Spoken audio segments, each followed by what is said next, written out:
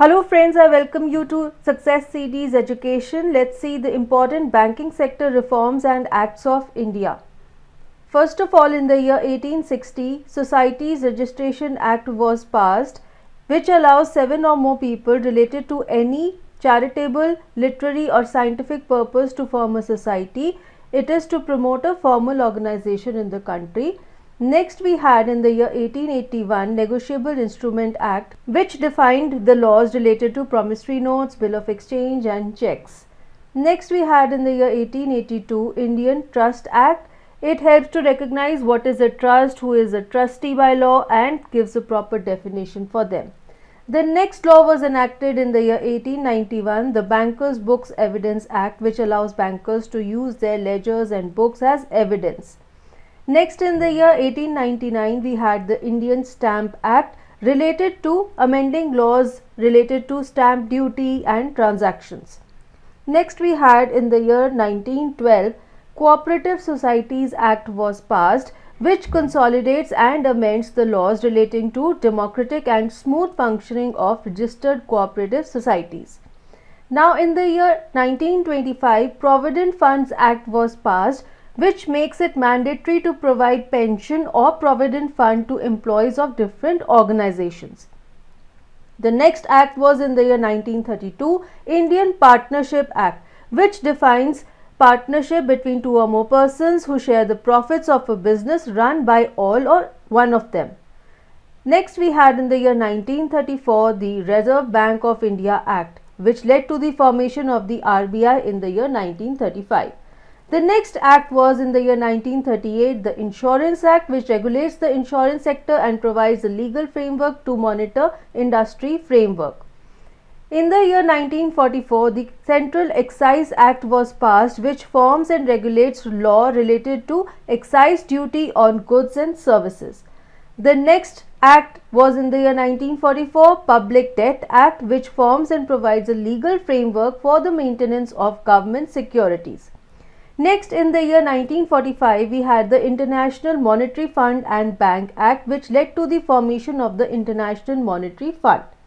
The next act was in the year 1948, Employees State Insurance Act, for employees to enjoy certain benefits in case of sickness, maternity and employment injury. Next, in the year 1947, the Industrial Disputes Act was passed to solve industrial disputes related to certain banking and insurance companies. Then in the year 1948, the Industrial Finance Corporation of India Act was passed, which led to the establishment of the Industrial Finance Corporation of India to provide long-term loans and finances to the industrial sector. Then in the year 1949, the Banking Companies Legal Practitioner Clients Accounts Act was passed to monitor and restrict banking companies' transactions by legal practitioners. Then in the year 1949, the Banking Regulation Act was also passed for regulating all banking companies in India. In the year 1949, Chartered Accountants Act was also passed for regulating the profession of chartered accountants in India. In the year 1950, Contingency Fund of India Act was passed, which led to the establishment of Contingency Fund of India. In 1951, the State Financial Act was passed, which led to the establishment of state financial corporations.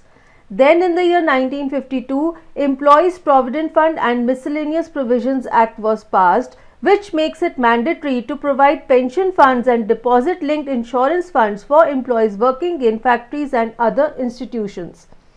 Then in the year 1953, the Reserve Bank of India Amendment and Miscellaneous Provisions Act was passed to provide provisions for certain high denomination banknotes.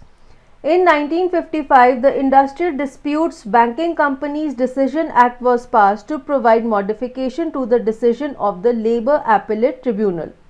Next, in the year 1955, the State Bank of India Act was also passed, which led to the RBI acquiring a controlling interest in the Imperial Bank of India.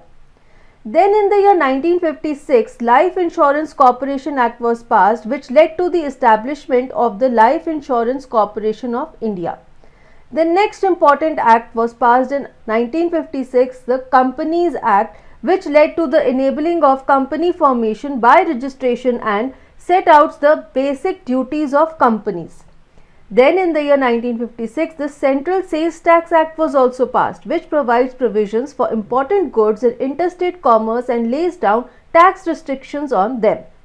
Another important act passed in 1959, the State Bank of India Subsidiary Banks Act, which led to the transfer of 8 banks that belonged to princely states into SBI subsidiaries.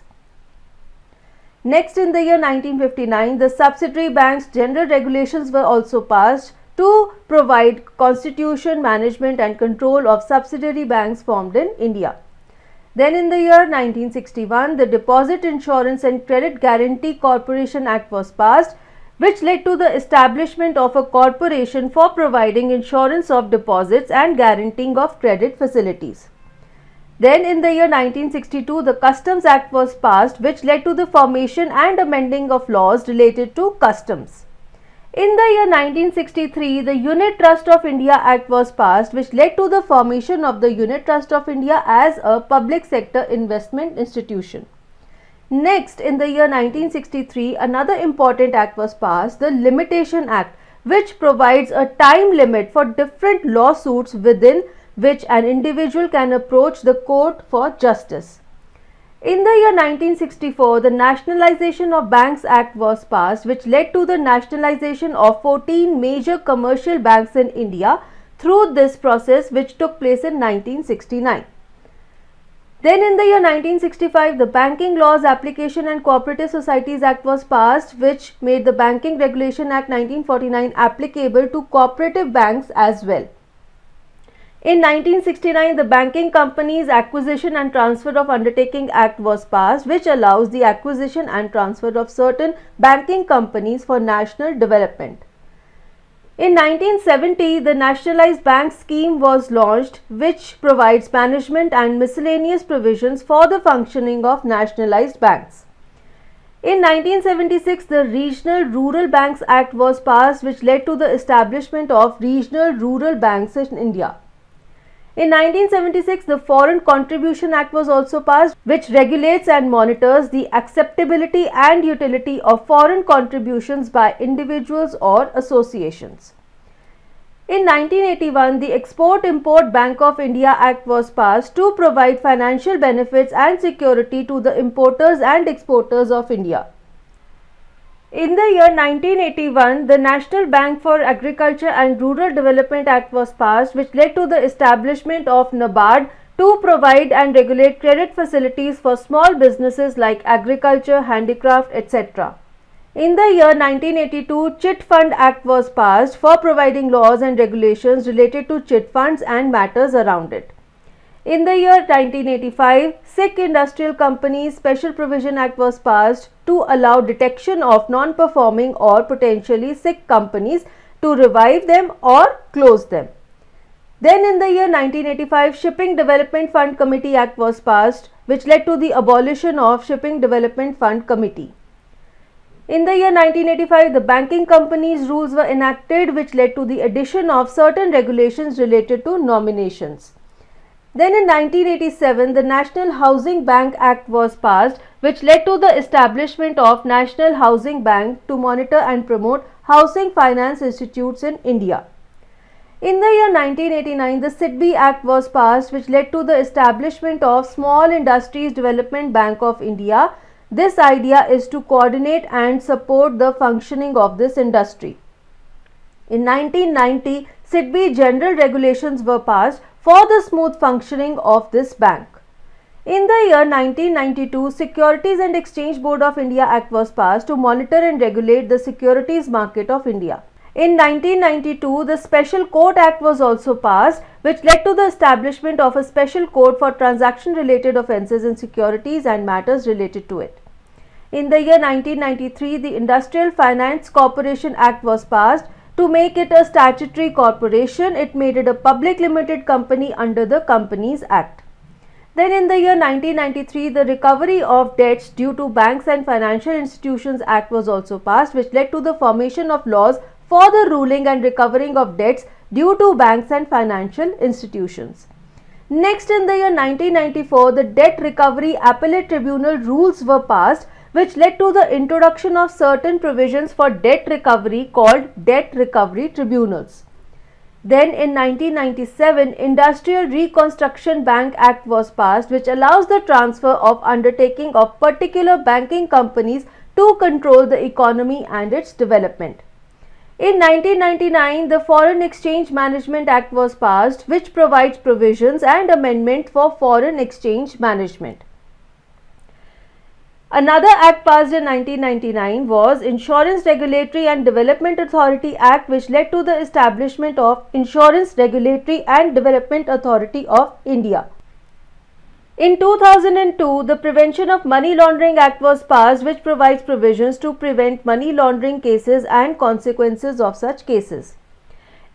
Fiscal Responsibility and Budget Management Act was passed, which provides provisions for financial discipline. It aims to reduce the fiscal deficit and improve the macroeconomic and fund management by achieving a balanced budget.